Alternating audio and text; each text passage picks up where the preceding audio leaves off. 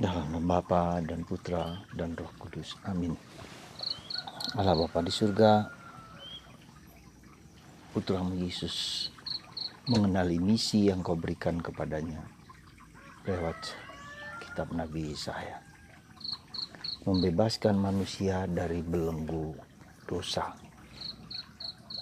Bantu kami ya Bapa supaya kami juga ikut serta dalam misi Kristus itu. Membebaskan diriku sendiri dan membebaskan orang lain dari segala belenggu ketakutan, kecemasan, ketidakberdayaan. Terpujilah namamu kini dan sepanjang segala masa. Amin. Saudaraku yang terkasih dalam Kristus, bacaan pertama hari ini dari surat Yohanes masih berkisar tentang kasih, tentang cinta. Kita tahu bahwa kasih itu adalah core, inti dari seluruh perjalanan hidup kita. Kemarin kita lihat bahwa Yohanes mengatakan bahwa Allah adalah kasih. Hari ini Allah mengasihi kita lebih dulu sekarang, tanpa kita minta, tanpa kita berikan. Dia memberikan given to us. Ya, kehidupan kita, keluarga kita, situasi apapun dia berikan kepada kita. Mencintai, mengasihi, menerima kita apa adanya. Itu karakter Allah. Nah, karena Allah begitu mencintai kita, maka kita juga dalam tanda petik wajib untuk mencintai juga orang lain. Tapi juga mencintai diriku sendiri. Kata Yesus mengatakan, cintailah orang lain seperti kita mencintai diri kita sendiri.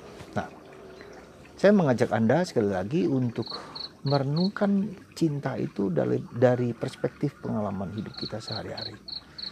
Nah, saudaraku yang terkasih dalam Kristus, kita seringkali mengatakan mencintai A, B, dan C dan seluruhnya orang lain. Tetapi jangan lupa, cinta itu harus mulai dari batin kita terdalam. Mencintai itu tidak hanya mencintai orang, tetapi juga mencintai benda, mencintai siapapun, mencintai hidup, mencintai apa, atau pekerjaan yang sedang saya jalankan. Jadi kalau kita perhatikan, coba perhatikan suara-suara dalam diri kita. Coba kita perhatikan hal-hal yang mengganggu batin kita itu. Ya, di dalam batin kita. Coba kita perhatikan itu. Kemarahan, kekecewaan, kebencian, ketakutan, kecemasan. Ya. Nah, itu kan semua bertentangan dengan cinta, gitu loh. Maka ketika hal-hal tersebut muncul dalam diri kita, maka kita berusaha mohon rahmat supaya apa?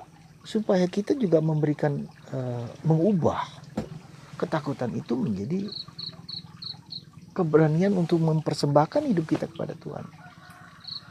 Jadi ketika kita berani mengatakan mencintai, akan diberi hal-hal dari dalam batin kita sendiri dulu. Nah, itulah permulaan. Jadi permulaannya justru di dalam batin kita sendiri. Coba perhatikan, begitu banyak garbage, begitu banyak sampah, begitu banyak negativities thinking di dalam diri kita. Betapa banyaknya kecemasan-kecemasan yang ada dalam seluruh diri kita ini. Nah, itu yang harus kita ubah. Coba aku mencintai diriku sendiri apa adanya, menerima diriku sendiri apa adanya, seperti Tuhan mencintai dan menerima aku apa adanya. Maka ketika muncul hal-hal yang marah, kecewa, itu tanda bahwa saya belum menerima diriku sendiri apa adanya. Nah, itulah saudaraku terjadi. Proses itu mencintai diriku sendiri, menerima diriku sendiri, itu adalah proses awal sebelum saya bisa menerima orang lain dan mencintai orang lain. Sederhana, tetapi saya kira perlu dulu kita memeriksa. Coba lihat. Jadi semakin banyak garbage, semakin banyak sampah, semakin banyak negativity, itu tanda bahwa saya belum mencintai diriku sendiri apa adanya. Seperti Allah mencintai diriku sendiri. Dan itulah yang membuat kekacauan, dan itulah yang membuat konflik, dan itulah yang membuat orang sakit kanker, orang sakit orang sakit berbagai macam penyakit karena itu. Ya. Lalu orang tidak gembira, orang tidak sukacita, tidak damai, itu karena di situ. Ya. Jadi saya ingin menyadari itu, mengajak Anda untuk menyadarkan itu. Seperti kemarin Yesus bilang, tenanglah, ini aku, jangan takut. Nah, kalau Yesus sungguh-sungguh ada dalam diriku, dalam batinku, maka saya nggak perlu takut. Sebetulnya begitu, tetapi tidak selalu begitu. Kita tahu bahwa Tuhan Yesus ada dalam diri kita. Lewat sakramen-sakramen kita tahu itu semua, tapi de facto, kenyataannya tidak demikian. Jadi proses yang harus dimulai adalah proses penyadaran kembali, konsientisasi, penyadaran kembali, sadar terus, mengulang-ulang kesadaran. Ya. Itu yang harus kita perhatikan hari ini. Jadi Tuhan Yesus mencintaiku lebih dulu apa adanya. Nah, kita terima itu dan kita berjuang terus-menerus sampai kapanpun kita mulai dengan itu juga. Ya. Karena cinta itu akan menghancurkan segala sesuatu yang bukan cinta, segala sesuatu yang bukan Allah. Entah kebencian, kemarahan, kekecewaan, lalu kita menjadi tenang dan damai. Itu yang pertama. Dan cinta kepada Allah harus diwujudkan pada cinta kepada sesama. Ya, nah, barulah kemudian keluar ketika saya mudah mencintai diriku sendiri, menerima diriku sendiri, aku bisa mencintai orang lain apa adanya. Entah suami, entah istri, entah orang tua, entah anak, entah siapapun. Nah, kita kasih energi cinta kepada mereka. Ketika kita mengalami konflik, pasti akan mengalami, suami istri akan mengalami konflik dengan anak-anak, mengalami konflik dengan mertua, mengalami konflik dengan tangga, siapapun pasti akan terjadi. Tanpa kita minta, tanpa kita apa, entah bentuknya macam-macam. Kekeras kepalaan, kesombongan, keangkuhan, ya, dosa-dosa, ketujuh dosa, kemarahan, kemalasan, apa saja. Nah, disitulah titik itulah. Sebelum kita ingin mengubah orang lain, kita sampaikan energi, ya, energi kasih kita kepada orang lain.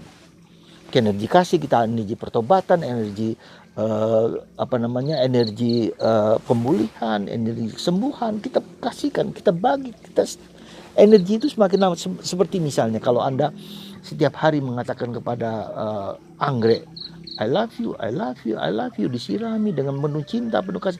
Ini kita memberikan energi kepada anggrek itu, lalu anggrek itu tumbuh.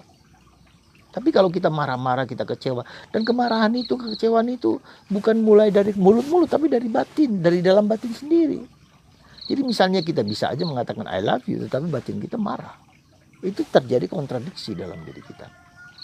Jadi sekali lagi, mari saudaraku terkasih, kita mencintai Allah yang kita tahu kita mengasihi Dia, tetapi juga terbukti, harus dibuktikan dalam perilaku kita sehari-hari terhadap orang di sekitar kita dulu, yang dekat dengan kita. Ya, lalu kemudian keluar dan seterusnya. Nah, kemudian hari ini saudaraku terkasih, Yesus apa? Hari ini Yesus menemukan setelah dia berpuasa 40 hari digoda oleh iblis, maka Roh Kudus membawa dia ke tempat asalnya Nazaret. Dan di sinagoga itulah dia mulai diberi kitab Nabi Yesaya dan mengatakan, Roh Tuhan ada padaku. Aku dipanggil untuk membebaskan orang terbelenggu, orang sakit, orang buta, orang congkak, orang apa. Dan Yesus mengatakan, itulah tugasku. Saudara, hal sederhana tapi penting. Apa misi Tuhan untuk hidupku? Bukan hanya sebagai imam, bukan hanya sebagai pastor, bukan hanya sebagai ibu, sebagai bapak, bukan hanya sebagai manajer, tapi apa yang the personal mission of God in me. Apa yang Tuhan mau kontribusikan, ya, diriku, kehadiranku ini kepada orang di sekitarku. Apa yang membuat passionku ini berguna bagi orang lain. Saudaraku yang terkasih dalam Kristus, ini pertanyaan yang sangat penting, sangat mendasar, yang sangat sulit sekali itu ditemukan. Jadi orang kalau sesuatu perusahaan tanpa ada visi misi akan hancur lebur. Demikian juga dengan hidup kita, tanpa visi misi kita akan berjalan ya apa adanya, ya mengalir saja begitu. Tapi apakah yang bisa kuberikan kepada orang lain? Ya, saya pun mungkin masih samar-samar, masih sungguh-sungguh belum klik ya seperti yang dialami oleh Yesus. Ya, inilah misiku. Yesus sudah klik. Nah, apakah Anda ada klik dengan apa yang sekarang ada hidupi dan hayati itu? Di mana Anda memberikan seluruh diri Anda, totalitas Anda, bukan hanya kepada diri Anda, tapi kepada keluarga, tapi juga kepada Tuhan. Seperti katakanlah Santa Teresa dari Kalkuta, Dia menemukan, melayani orang the poor of the poorest. Orang miskin dari orang yang termiskin. Nah itu menjadi karismanya dia. Nah demikian juga dengan hidup kita. Karismaku apa yang bisa kuberikan kepada orang lain? Jujur saya katakan, saya masih belum menemukan dan masih mencari terus. Kalau ini karisma, pasti itu akan memberikan makna kepada orang lain, memberikan arti bagi orang lain. Sumbangan apa yang bisa kuberikan pada orang, dan itu menjadi sesuatu passionku. Maka saudaraku terkasih, Yesus mengatakan inilah tugasku, membebaskan orang. Anda, mudah-mudahan Anda yang mendengarkan ini sudah mendapatkan, sudah menemukan passion Anda yang Tuhan mau berikan kepada Anda. Ya.